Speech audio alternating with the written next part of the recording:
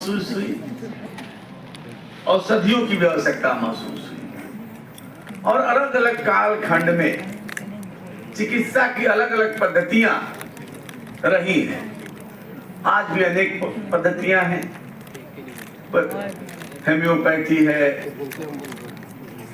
तिब्बती है, यूनानी है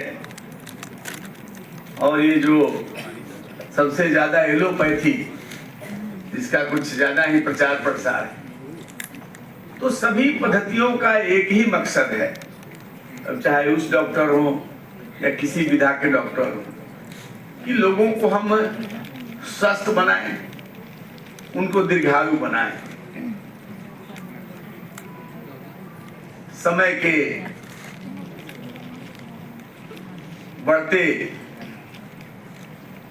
अंतराल में जनसंख्या का बढ़ता दबाव, लोगों की जो जीवन शैली, खान पान की आदतें, यह भी बहुत हद तक लोगों को अस्वस्थ बनाने में सहायक बन रही है। तो लोग स्वस्थ रहें, इसके लिए भी जागरूकता की भी जरूरत है। योग करें, व्यायाम करें, अपने दिनचर्या को ठीक करें, खान पान को ठीक रखें, स्वच्छता पर ध्यान रखें। मुझे किसी ने बताया, आज किसी चिकित्सक ने, कि कई प्रकार की बीमारियां केवल गंदगी के चलते होती है। अगर शुद्ध जल नहीं है, आसपास का परिवेश साफ सुथरा नहीं है, तो कई बीमारियां मनुष्य पर हावी होती है। और इस बीमारियों से लड़ने के लिए सरकार, चाहे केंद्र की सरकार हो, राज्य की सरकार हो, अपने स्तर से प्रयासरत है। निजी अस्पताल हैं, निजी चिकित्सक हैं, सब मिलकर के लोगों के स्वास्थ्य को बेहतर बनाने का प्रयास कर रहे हैं, उनको बीमारियों को दूर करने का प्रयास कर रहे हैं। आप बिहार के परिप्रेक्ष्य में बात करें तो मैं इस मंच की मर्यादा को समझता हूं कि कोई दलीय मंच नहीं है, और मैं कोई बात किसी की आलोचना और किसी प्रशंसा के लिए भी नहीं कह रहा हूं। लेकिन जो तथ्य है, आप अगर आज से 20-25 साल पीछे जाएंगे तो 2005 में 6 सरकारी मेडिकल कॉलेज इस राज्य में थे और 2 निजी कॉलेज थे। आज 25 में 13 सरकारी स्कूल कॉलेज और 9 निजी कॉलेज कार्यरत हैं। तो इसका उसमें जिक्र नहीं कर रहा हूं। और 2 निर्माणाधीन हैं, और सरकार ने लक्ष्य बनाया है कि हर जिले में हम एक मेडिकल कॉलेज का निर्माण करेंगे। मेडिकल कॉलेज खुल रहा है, इंफ्रास्ट्रक्चर का निर्माण हो रहा है। लेकिन मुझे कहने में कोई हिचक नहीं है कि चिकित्सकों की कमी, पैरामेडिकल्स की कमी, स्टाफ की कमी, नर्सिंग स्टाफ की कमी, टेक्नीशियनों की कमी से भी हम जूझ रहे हैं। जो WHO का मानक है कि 1000 व्यक्ति पर प्रति 1000 पर एक डॉक्टर होना चाहिए, अगर उस अनुपात से हम देखें तो हमारे राज्य की आबादी 13-14 करोड़ है, तो हम करीब आधे तक पहुंचे। अब मेडिकल कॉलेज नहीं होंगे तो कैसे डॉक्टर बनेंगे? और डॉक्टर बनने की प्रक्रिया कोई एक दिन की प्रक्रिया नहीं है। 4.5 साल 5 साल मेहनत करने के बाद के विस्तार से लोगों को चिकित्सा व्यवस्था भी मिलेगी और मिल रही है, और हमारे डॉक्टर्स भी तैयार होंगे। जो आने वाले दिनों में जो हमारा लक्ष्य है कि हम WHO के मानक को, वर्ल्ड हेल्थ ऑर्गेनाइजेशन के मानक को पूरा करें, उस दिशा में भी हम आगे सफल होंगे, ऐसा मेरा मानना है।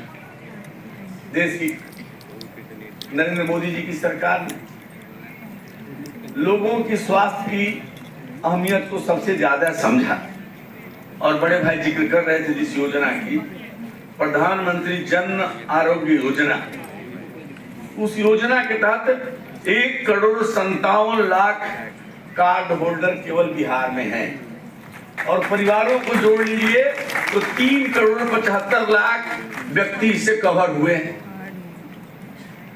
तो अस्पताल अपना काम कर रहे हैं, सरकार अपना काम कर रही है, लेकिन मुझे खुशी है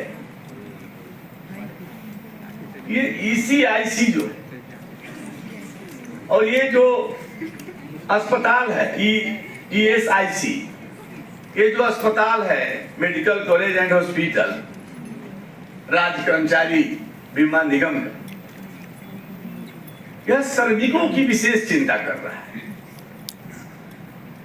बीमित लोगों का यहाँ मुफ्त इलाज होता है और इस अस्पताल के निर्माण की जो बाधाएं थी उसकी चर्चा बड़े भाई ने की और आज जो इसका विस्तार हुआ है, जो सुविधाएं यहाँ उपलब्ध हुई हैं, इसके बारे में डीन साहब ने और माननीय कृषि मंत्री जी ने विस्तार से बताया